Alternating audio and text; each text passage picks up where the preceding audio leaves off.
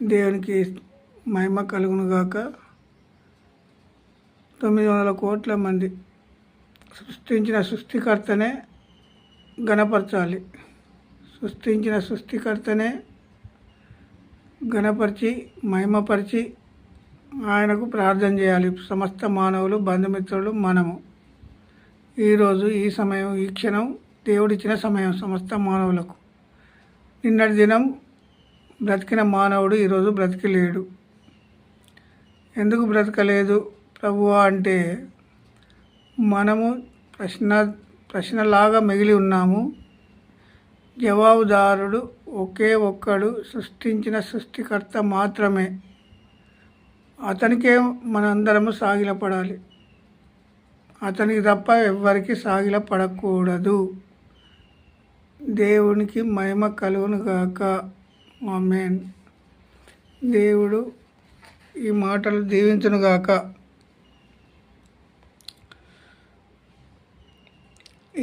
కీర్తన భాగం 7వ అధ్యాయము 9వ వచనం. హృదయములను అంతరంద్రియములను పరిశీలించు నీతిగల దేవా. ఏమని మాట్లాడండి ఇక్కడ దావీదుతోటి ఏమని రాయించండు దేవుడు? హృదయములను అంతరంద్రియములను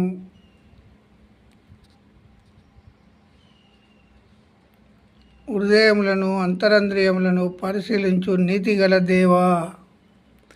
నీతిగల దేవా దావీదు మాట్లాడుతాడు. మా హృదయాలను, అంతరంద్రియములను, ప్రతి అవయమును పరిశీలించేది ఎవరంటే యేసుక్రీస్తు ప్రభు మాత్రమే. మన అవయాలన్నిటిని పరిశీలించేది ఒకే ఒక్కడు. మన అవయాలలో దేవునికి లోబడేటివన్నీ, లోబడకుండా ఉండేటివన్నీ అనేది దేవుడు నిత్యము కనిపెడుతున్నాడు సమస్త మానవులను. ఎందుకంటే పుట్టించిన దేవునికి మాత్రమే సాధ్యము. ఏ మానవునికి సాధ్యం కాదు. ఏ మానవుడు పరిశీలించలేడు. ఏ మానవుడు పరిశోధన చేయలేడు.